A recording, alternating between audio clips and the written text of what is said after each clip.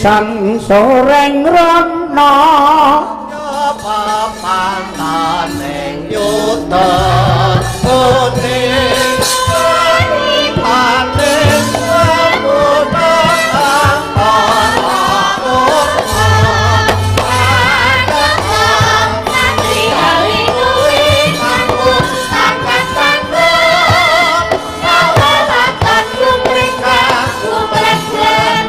samuda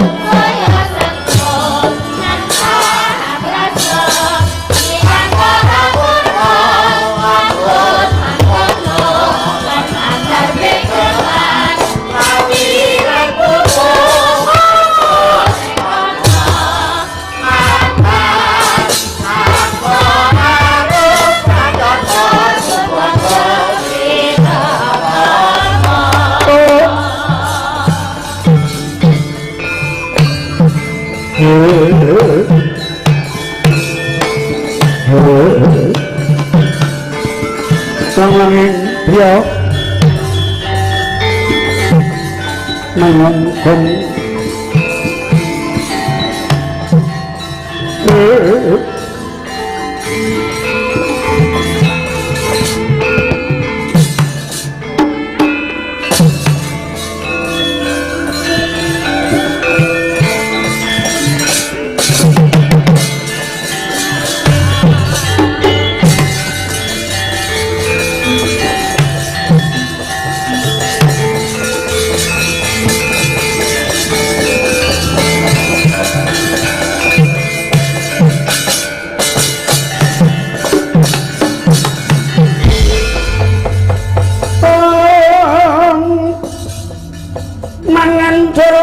kuning angin kuntur agraning harga koro kakiri-kiri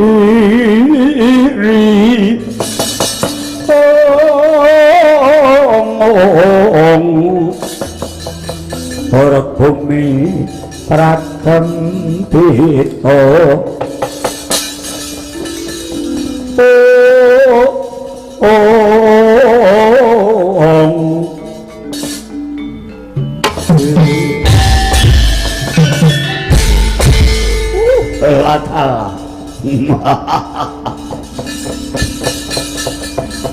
Patih Samoja kula wonten pangandika dawuh karo kowe tumenggung Gata Mudu wonten dawuh Sang Prabu Puspadenta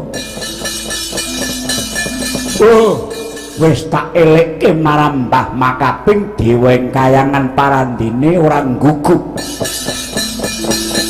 setane mono wadya bala pitung bala gelar wis tak utus munggah jamur dipuk kaping ora pat kepanasan cetane dewa yen ora cetha pangucape yekti kayangan bakal sungsang bawana balik sampun ngantos nyinggol sarira paduka Gusti kula Sang Prabu Puspadenta cekaping kang abdi pun Samoja sepinten bangganing dewa kayangan Jonggring Salaka dinten mangke badhe kula jur badhe kula remuk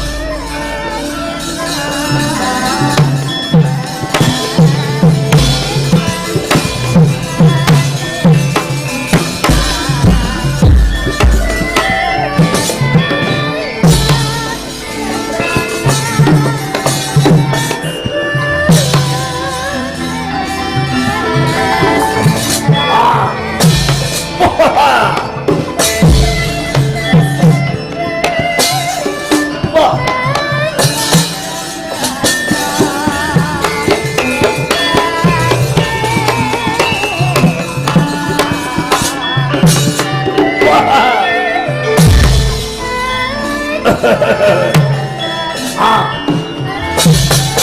Wah. Ah. Ah. Ah.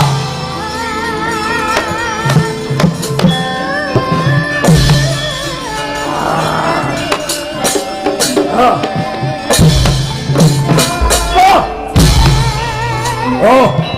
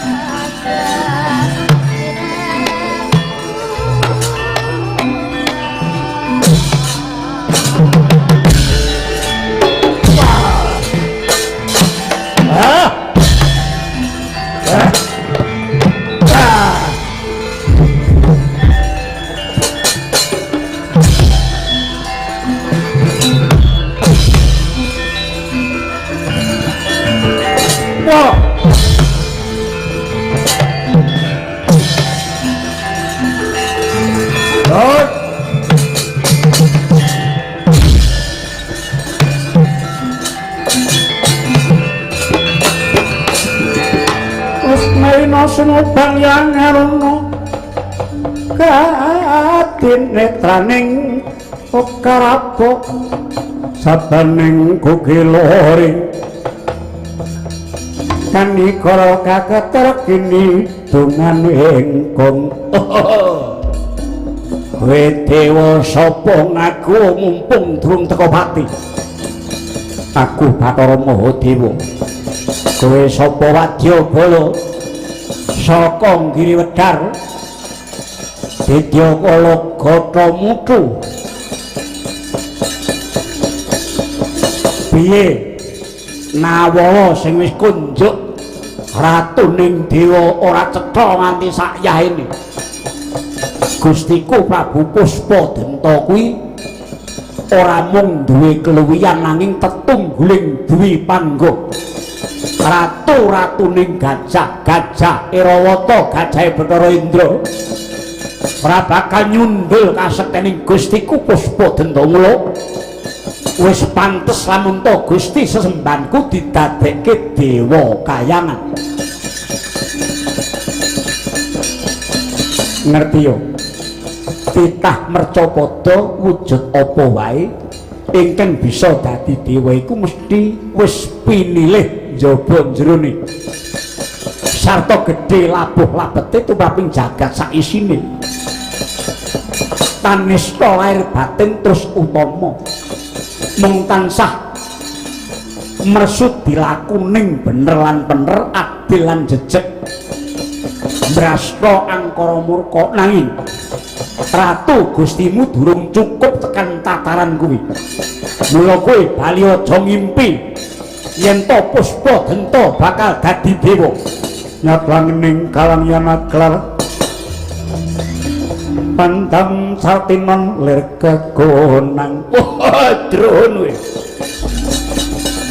keparat dewa wangkal ora melek mripatmu pitung bala gelar wis ana mburiku saeneng-enenge dewa metu rene remuk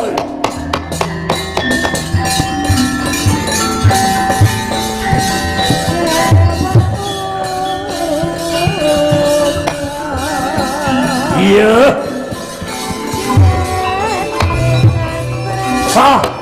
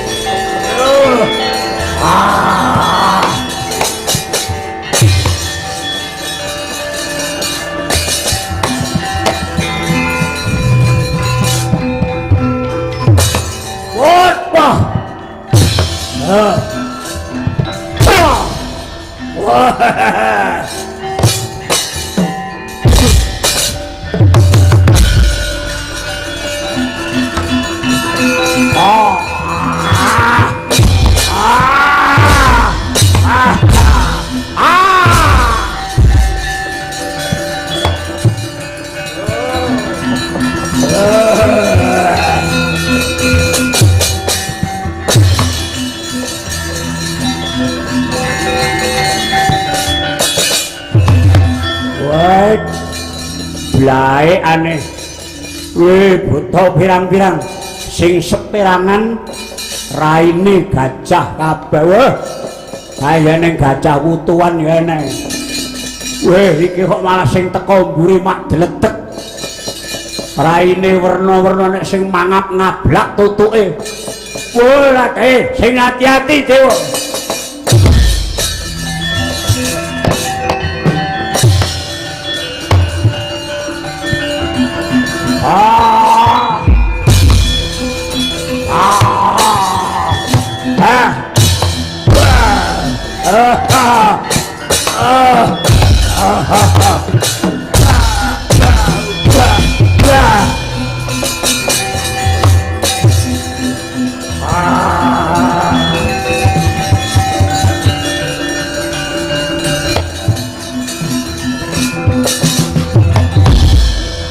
Dadak isin dadak lunga ya men pendek ben ketoke buta nggonku kene tunggale cingkara bala-bala upata kowe kok dadak isin lane nek anu ki omong aku sapa Kang mbah ndase plontos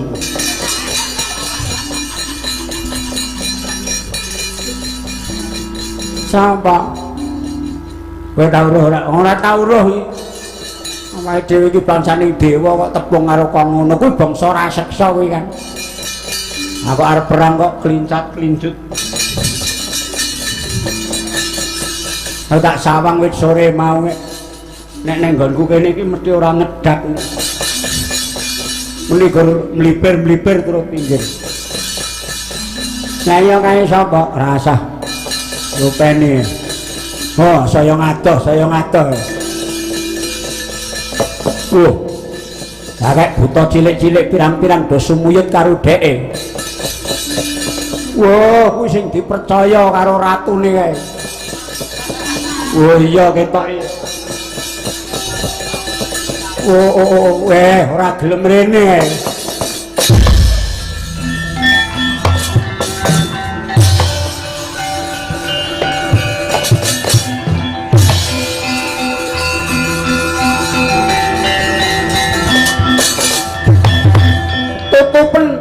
Tutupen kari selamat tangkep. Iki dudu tandingmu Dewa.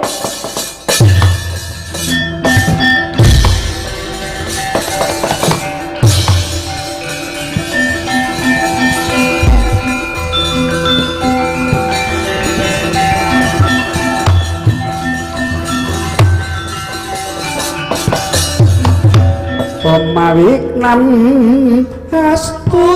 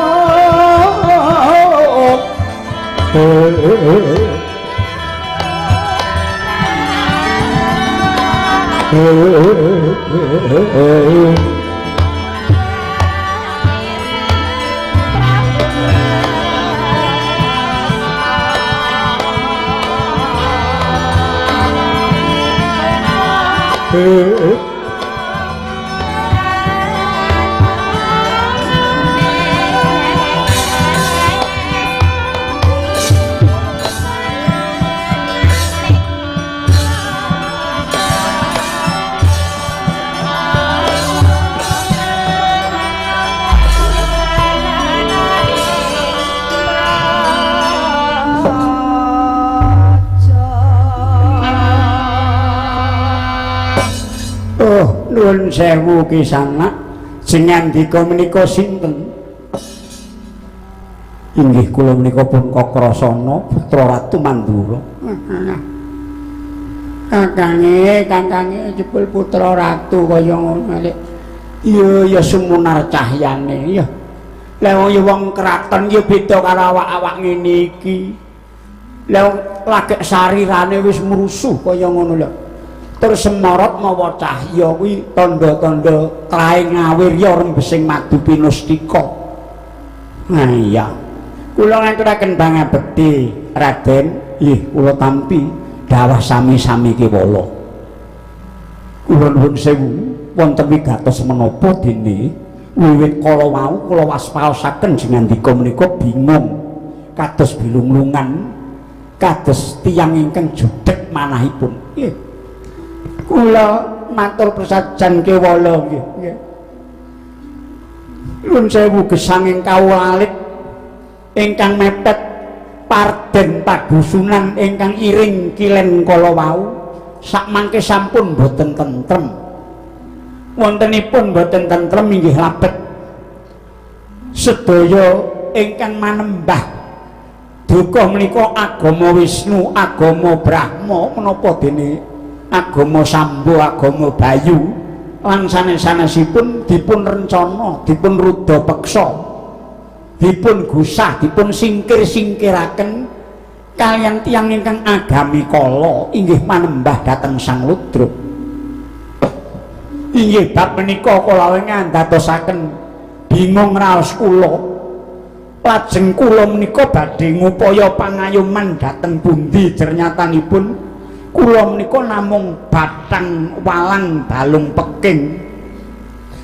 Nggih namung tiyang sudra sempali kados kula mekaten lajeng daya menapa ingkang badhe saged kangge daya kekiyatan kula awit kula nuwun sewu menawi kula gatosaken gesanging tiyang manembah sakmangke sampun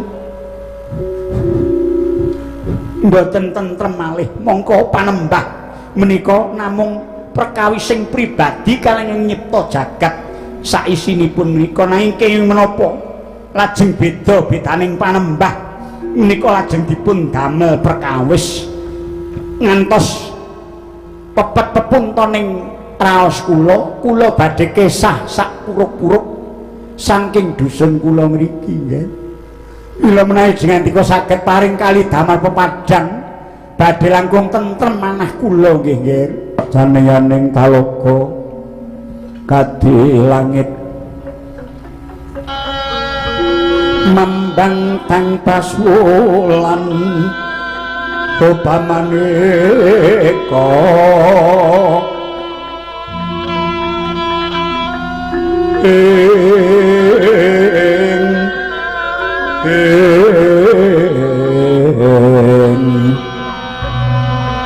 Bintang toyo usumaya su mawur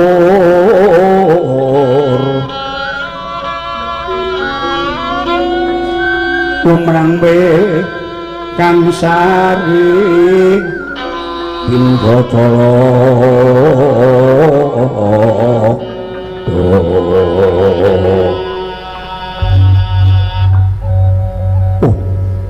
kula nuwun sewu sepinten kawring Kakrasana persasat kula menika namung mudha punggung tegesipun tiyang nem ingkang bodho bali cubluk cupeting nalar tuning budi cingkrang ing samukawis parang margi kula saged matur dhateng Andika Kyai jerep Andika menika langkung sepuh tinimbang kula tuwek niku mung perkara umur ning kula niku kotong kaya bumbung wong-wang iya kerupane tuwek ning ilmune niku mboten sepinten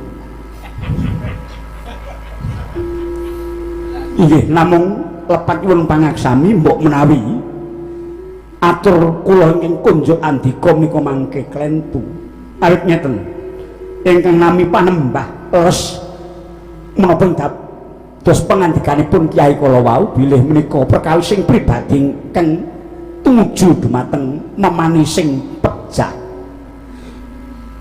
menawi rumiyin ingkang kula mangertos tiyang rahayu budi dos pundi nggih menawi miturut piwucal suci ingkang nyata sae anggen-anggen utawi sandangan ingkang boten purun risak inggih menika panembah dedaharan ingkang boten saged telas inggih menika beciking tumindak sinten ingkang sumerep dhateng gesangipun sasat sumerep dhateng ingkang dipun sembah nyumerapi dhateng jejeking panembah gesang menika kedah saged matrapaken batosipun kangge tumindaking gesang ingkang sae-sae mila beciking tumindak menika kados dene dedaharan ingkang eca-eca ingkang boten saged telas slaminipun mila menawi sampun saged mekaten gesangipun manungsa ngraosaken ganjaraning gesang ingkang sejati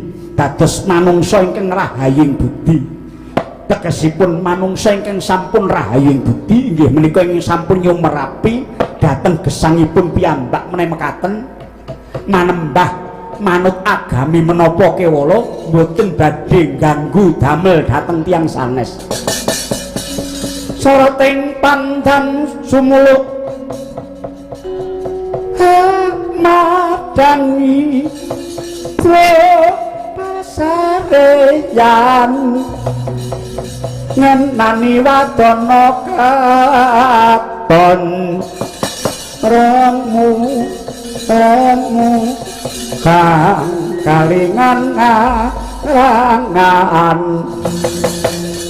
sang jamanan kong sumungkem kuling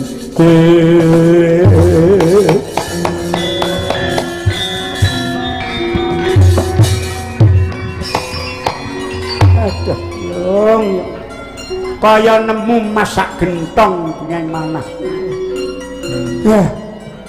menawi wonten para muda ingkang bobot pangandikanipun kados ndika Raden Kakrasana sayektos ing donya menika wontenipun namung rahayu dawah sami-sami nyi awake dhewe mbiyen kok ora duwe anak kaya ngene iki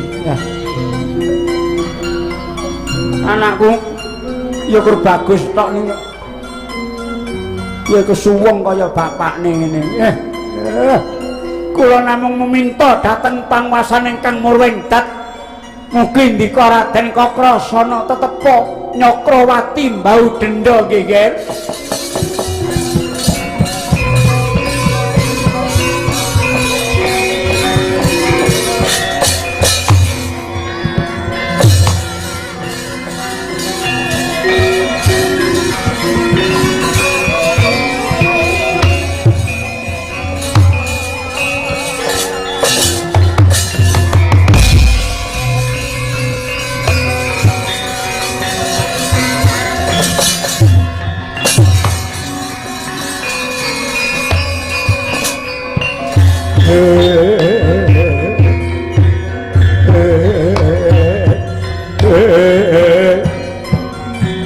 tan samar pamuring sukma sinup maya winaya ing asepi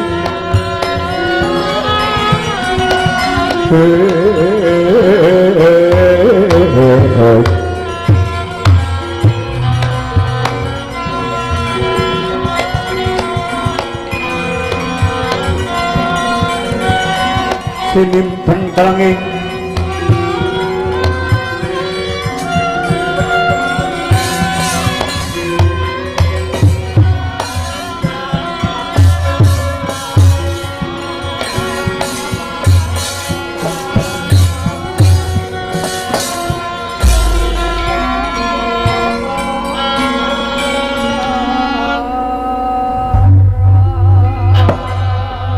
wis meh rina bang wetan sumam borat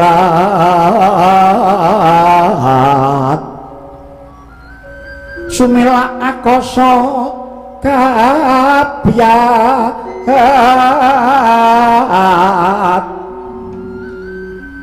sang Hyang Surya wancine bos kakatenjang kumrah kumara magras prakenjang pak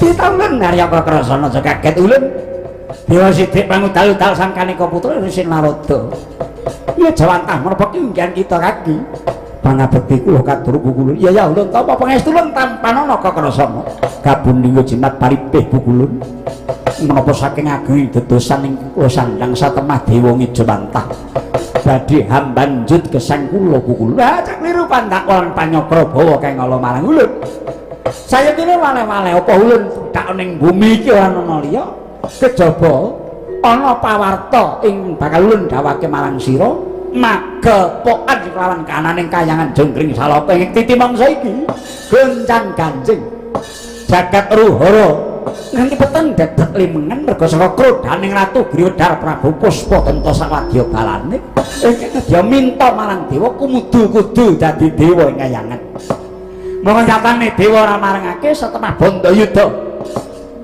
semune para Jawata kesesring yuda satemah salang tunjang arep bucung lumajar kapiandhem lan saka iku kaki Kakrasana ulun mes-mes padhake mencorong cahyanira anggonira gedhekake Maratapa kang sarta anggonira tansah tetulung tanpa pamrih marang sangya kang ambutuhake pitulunganira jagat wis nekseni kautamaning tumindakira mula sira pantes dadi jagoning dewa nyingkiraken kala murka nggih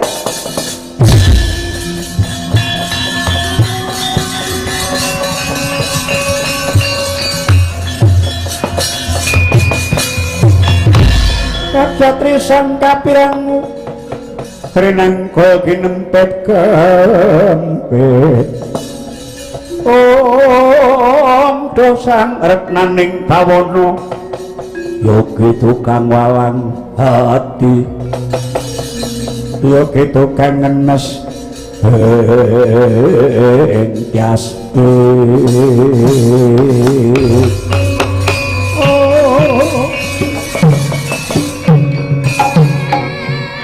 Kulun ngaturaken panuwun tanpa pepindhan inggih labet saking kapitadosan paduka ingkang mitaya dhateng titah paduka pun Kakrasana kinen unah angkara murka ya lho aja tiga-tiga dirgama sanggerunggi maragake sun kaki munggah marang kayangan Jonggring Salapa bareng sakulun titimbang saiki yaiku sendika ngestaken dawuh Bu Kulun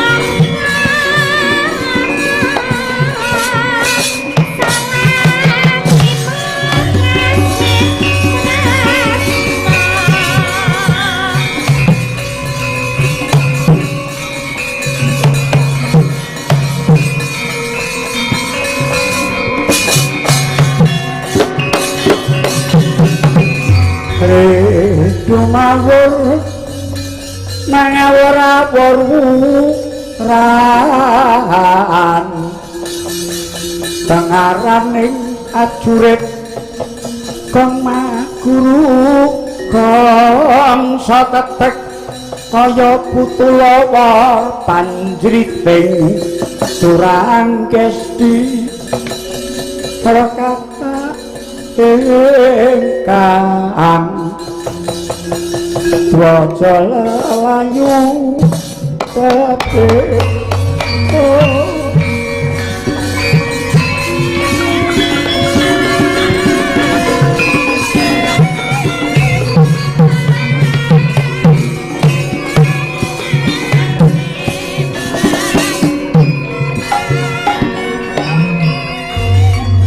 Mati kula wonten dawuh tak sawang Pramono Jati jatining panginan Narayana Kakang Mas Kakrasana saiki sraning kene lajeng dateng pundi ora to Kakang nek pancen ngerti dununge mbok dijujuk wae senengane kok jari bedhek ning kono diparani rono ora enek bedhek meneh ning kono parani meneh ora enek jane iki kowe iki wong titis tenan apa ora kok ora ngandel karo wong gerang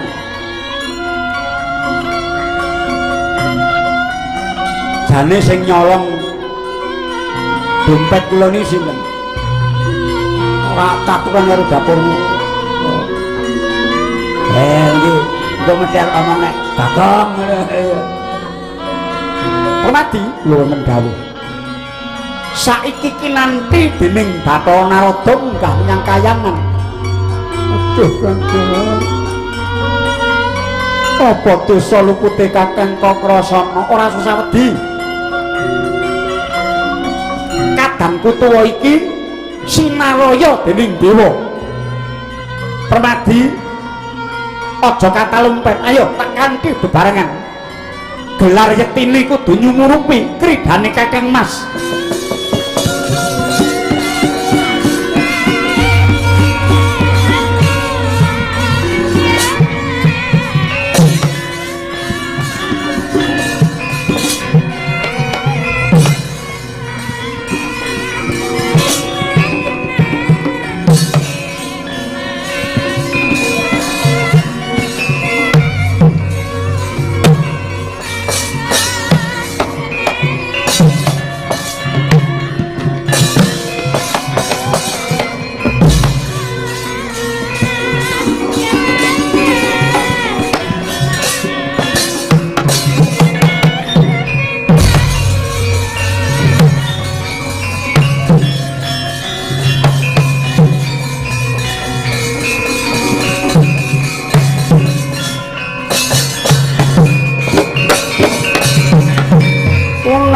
Padha mirah ingsun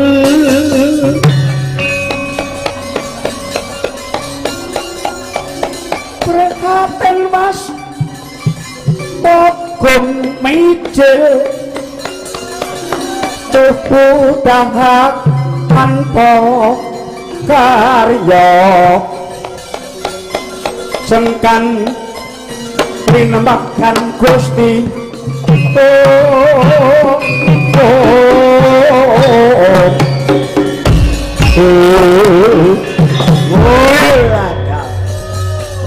Dikira ora enjuh aku dewa. Patake gajah kok dilawan. Tak kira tutup lawang sela metangkep kowe wis kalah. Katone kowe nggawa wong meneh. Tak papak saka banyu kencana dadi emput.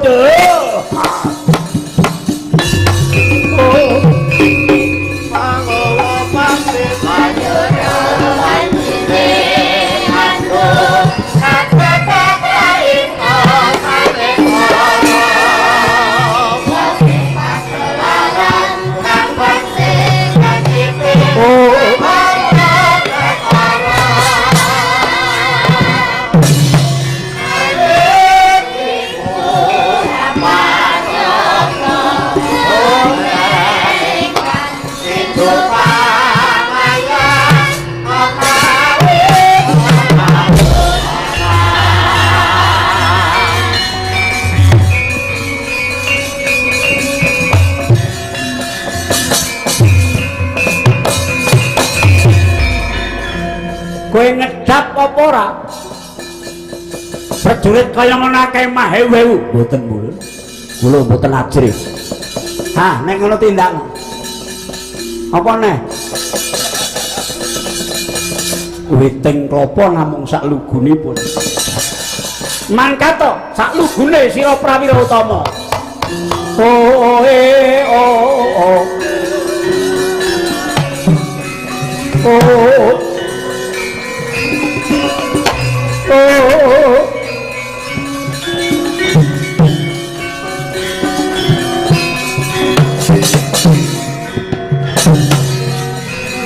Apa?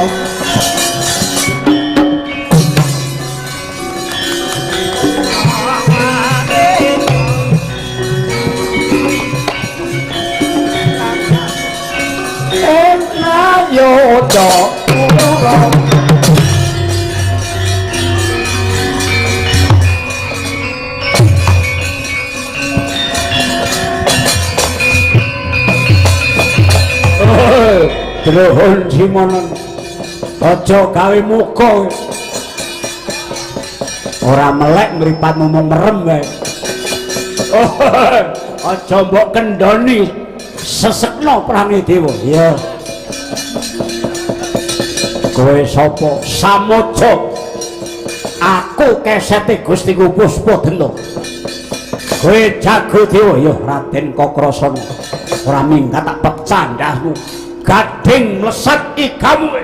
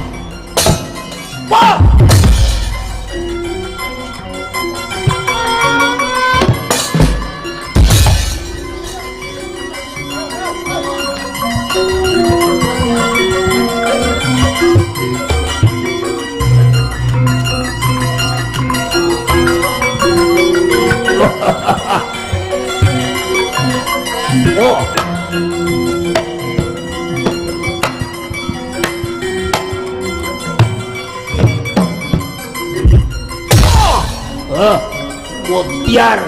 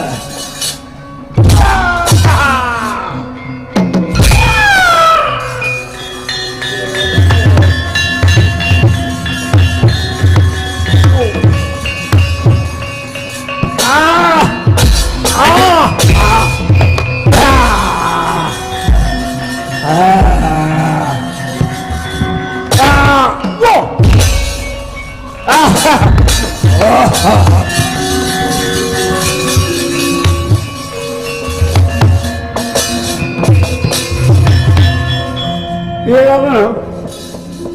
Hangi kok gajah kandele ra ilok. Nyang tangan kula ngantek lara. Salahe ndak ngono barang. Ben marem mati kula. Sing marem dudu kowe ning bocah-bocah kuwi. Emang mbok sing rumangsani. Patenono sisane.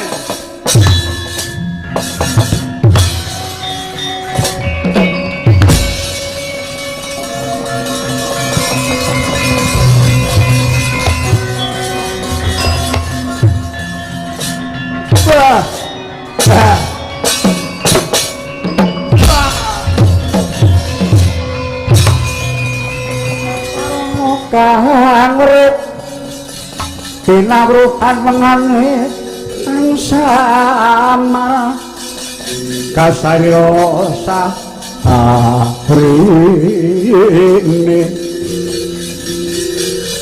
suruhing uyut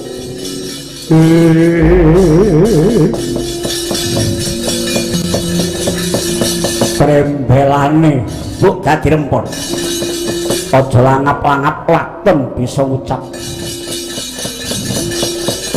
yen kowe pancen ngaku srayaning dewa petukno papakno kridane Prabu Puspadenta ya gini kowe ora bali menyang dangkamu malah kapara kowe wani mepak wadya nyerang kayangan mongko cetha yen to Jawata jare ora kepareng minangkani apa ingkang dadi panyuwun aku duwe kluwihan aku duwe kasekten mula aku duwe gegayuhan apa salah titah najan wujud kewan brangkangan nanging aku nggayuh kang luhur wis sak trepe yen to derajatku padha karo Jawata ing kayangan gegayuhanmu ora luput ning dalanmu kleru kowe meksa marang rasaning para dewa kowe wani karo para Jawata anane dewa tak waneni merga adil ya kene sing ditresnani mung bangsa menungsa kasektenku wae ngungkuli menungsa lan timbang papak karo derajating dewa kudune dewa metung menyang aku najan duwe kluwihan ning wujudmu kewan kudune kowe mung wenang kaya sak tataning sato kewan wis bejo uripmu dene kowe cithok dadi ratu aku wujud gajah nanging aku bisa ngratoni manungsa lan raseksa jembar negaraku akeh ratu tetelu aku derajatku sak dhuwure menungsa wis pantes yen aku dadi dewa kayangan